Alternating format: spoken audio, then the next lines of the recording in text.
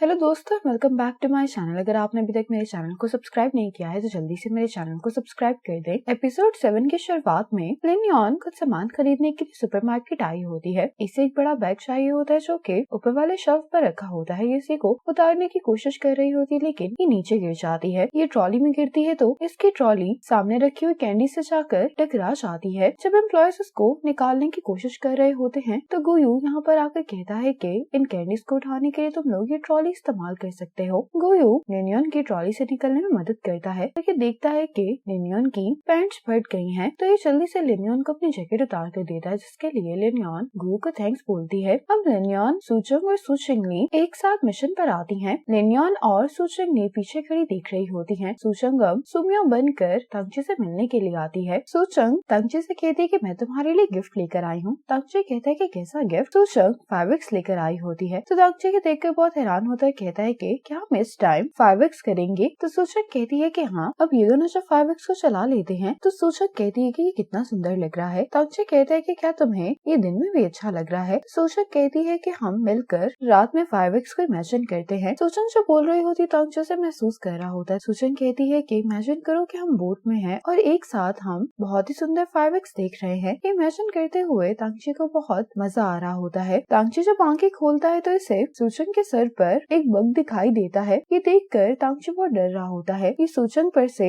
इसे हटाना चाहता होता है तो ये सुचंग को बहुत जोर से मार देता है। सुचंग ये देख कर बहुत शौक होती है। ये कुछ कहने वाली होती है कि इससे पहले ही तंगची सुचंग के चेहरे पर थप्पड़ मार देता है। तंगची सुचंग को कुछ कहने का मौका ही नहीं दे रहा होता और इसे मारे जा रहा होता है। सुचंग बहुत मुश्किल से इसे रोक कर कहने लगती है कि आखिर तुम मुझे क्यों मार रहे हो? तो तंगची कहता है कि तुम्हारे ऊपर एक स्पाइडर है और ये बहुत खतरनाक है। अगर इसने तुम्हें काट लिया तो 10 मिनट के अंदर अंदर इसका जहर तुम्हारी पूरी बॉडी में फैल जाएगा। असल में ये स्पाइडर सुचंग के ही प्लान का हिस्सा होता है। इसने ये सोचा होता है कि ये स्पाइडर सुमियो को काट लेगा और तंगची के सामने ही सुमियो की डेथ हो जाएगी, लेकिन तंगची ने पहले ही स्पाइडर को गायब कर दिया होता है। तो सुचंग का ये प्लान फेल हो जाता है। अभी दोनों जब वॉक कर रहे होते हैं तो सुचंग को ठंड लग रही होती है। ये देखकर तंगची जल्दी से अपना कोट उतार कर सुचंग को दे देता है। ये देखकर सुचंग को अच्छा लगता है लेकिन ये तंगची को जल्दी से कोट वापस कर देती है। कहती है कि मुझे ठंड नहीं लग रही है। अब ये दोनों यहाँ पर बैठकर सामने नजारे को एंजॉय करने लगते हैं। अब सुचंग अपने ब्रेसलेट पर एक बटन प्रेस करती है और इतने में इन दोनों को यहाँ पर मीटियोर्स दिखाई देते हैं। सुचंग इन्हें देखकर बहुत एक्साइटेड हो जाती है लेकिन तंगची कहता है कि क्या तुम्हें वाकई में यकीन है कि मीटियोर्स हैं? तो सुचंग कहती है कि हाँ, ये दिन में भी नजर आ सकते हैं। अब तंगची देखता है कि एक मीटियोर बहुत तेजी से सुचंग की तरफ आ रहा है तो ये जल्दी से सुचंग को लेकर साइड पर हो जाता है। ये दोनों नीचे आ जाते हैं। सुचंग को भी गुस्सा आ रहा होता है कि आखिर तंगची इतना तेज कैसे है। तंगची सुचंग से पूछने लगता है कि क्या तुम ठीक हो? सुचंग को गुस्सा आ रहा होता है कि तंगची की वजह से ये प्लान भी खराब हो गया है। असल में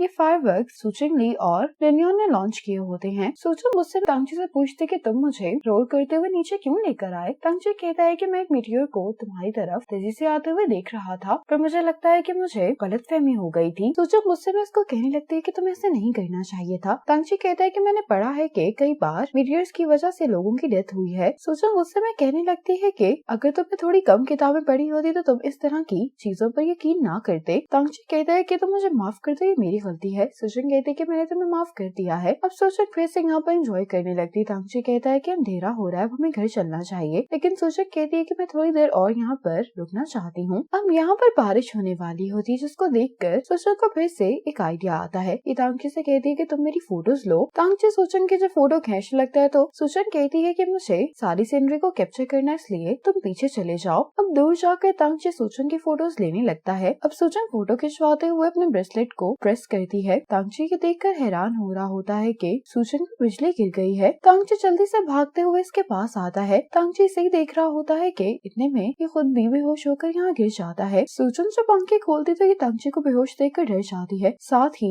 सुचिंगली और लिन भी यहाँ पर आ जाती हैं। सुचंग कहती है कि ये सब बेहोश हुआ है। अब तंगची हॉस्पिटल में होता है। डॉक्टर बता रहे होते हैं कि तंगची की आंखें दूसरों के मुकाबले में कुछ ज्यादा सेंसिटिव हैं। जब ये ज्यादा लाइट देखता है तो इसका दिमाग सेल्फ प्रोटेक्शन मैकेनिज्म को एक्टिवेट कर देता है जिसकी वजह से तंगची बेहोश हो गया। डॉक्टर बताते हैं कि तंगची की कंडीशन कलर ब्लाइंडनेस की तरह है, इसका कोई इलाज नहीं है, इसलिए तंगची को सिर्फ केयर करनी होगी। तंगची को जब होश आता है तो ये सुमियो के बारे में पूछने लगता है। ये इसे सुमियो के बारे में कुछ भी नहीं बता रहे होते। तंगची कहता है कि मेरी कंडीशन ने उसे डरा दिया होगा, मैं जाकर इससे माफी मांगता हूँ। कोयो इसको जाने से रोकता हुआ कहता है कि बिजली गिरने की वजह से सुमियो की डेथ हो गई है। तांगची जाओ से पूछने लगता है कि ये मेरे साथ कोई प्रैंक कर रहा है ना, तो जाओ कहता है कि नहीं, वो वाकई में मर चुकी है। ये सुनकर तांगची शॉक हो जाता है। सूजन ली सूजन से पूछ रही होती है कि तुमने सुमियो का फ्यूनरल क्यों अरेंज किया है। सूजन कहती है कि तांगची के साथ साथ गुयू और जाओ भी सुमियो को गुड बाय कहना चाहते हैं। जैसे ही तीनों यहाँ पर आते हैं तो ये रोना शुरू कर देती हैं। सिर्फ यहाँ पर तांगची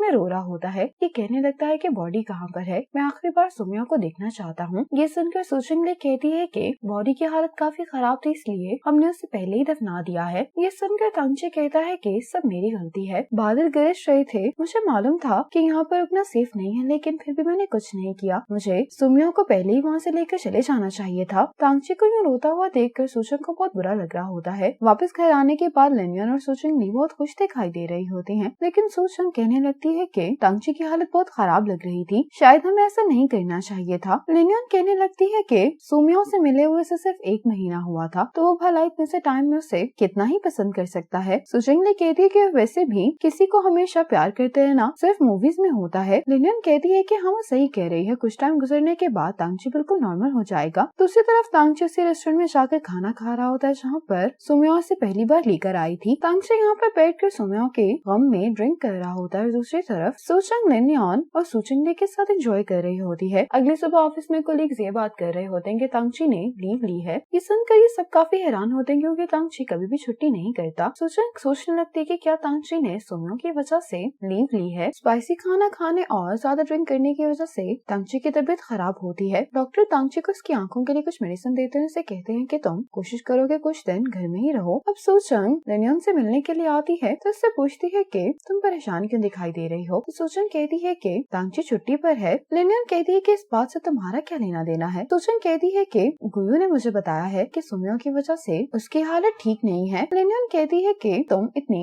टेंशन क्यों ले रही हो, क्या तुम ये भूल गई हो कि तांगची तुम्हें किस तरह से ट्रीट किया करता था, वो सिर्फ सुमियो के साथ ही नाइस था, और वैसे भी अब सुमियो की कहानी खत्म हो गई है, तो तुम उसके बारे में ज्यादा मत सोचो। सूचंग कहती है कि हाँ, तुम सही कह रही हो। लिनियन सूचंग से पूछती है कि क्या तुम्हें इसलिए तो बुरा नहीं लग रहा क्योंकि अब सुमियो जा चुकी है, उसने बहुत कम वक्त में ही बहुत कुछ हासिल कर लिया, लेकिन तुम कभी भी वो सब कुछ हासिल नहीं कर पाई। सूचंग कहती है कि मैं सुमियो की तरह नहीं बनना चाहती, सुमियो फेक थी और मैं एक फेक इंसान नहीं बनना चाहती, इसलिए तांगची उसे जितना भी पसंद करता है इसका उससे कोई लेना देना नहीं है। लिनियन जब वापस आती है तो इसका स्वेटर गाड़ी के दरवाजे में फंस जाता है, जिसकी वजह से इसका जूता आगे जाकर गिर जाता है। अपने स्वेटर निकालने के बाद ये अपना जूता लेने के लिए जा ही रही होती कि गुयू इसका जूता लेकर इसके पास आ जाता है। गुयू जब लिनियन को इसका जूता पहना रहा होता है तो यहाँ पर गुयू एक कार्टून कैरेक्टर देखता है। गुयू कहते हैं कि क्या ये तुमने खुद ड्रॉ किया है। तो लिनियन कहती है कि हाँ, इस वीक के लिए मेरा बॉयफ्रेंड है, मैं जहाँ भी जाऊंगी मेरे साथ जाएगा। ये सुनकर गुयू हंसने लगता है, कहता है कि मैंने तुम्हारी गर्लफ्रेंड का जूता उसे वापस कर दिया है। लिनियन उसको थैंक्स बोलती है और कहने लगती है कि क्या तुम यहाँ से गुजर रहे थे। तो गुयू कहता है कि नहीं, मैं तुमसे मिलने के लिए आया हूँ। लिनियन कहती है कि वो किस लिए। गुयू कहता है कि क्या तुम्हारे पास सुमियो की कोई चीज है, अगर ऐसा है तो क्या तुम कुछ चीजें तांगची को दे सकती हो। लिनियन कहती है कि मेरे पास कुछ भी नहीं है। इतने में गुयू को कॉल आती है, जिसको सुनने के बाद ये बहुत खुश हो जाता है और लिनियन से कहता है कि मैं जब भी तुमसे मिलता हूँ मेरे साथ कुछ अच्छा होता है। ये कहने के बाद गुयू चला जाता है। लिनियन सोच रही होती कि आखिर इसको क्या मिल गया है। लिनियन ने कॉल करके सूचंग को बताया होता तो सूचंग अब इसे कॉल करके बता रही होती है कि मैंने चेक किया है, ये वो सामान है जो सुमियो ने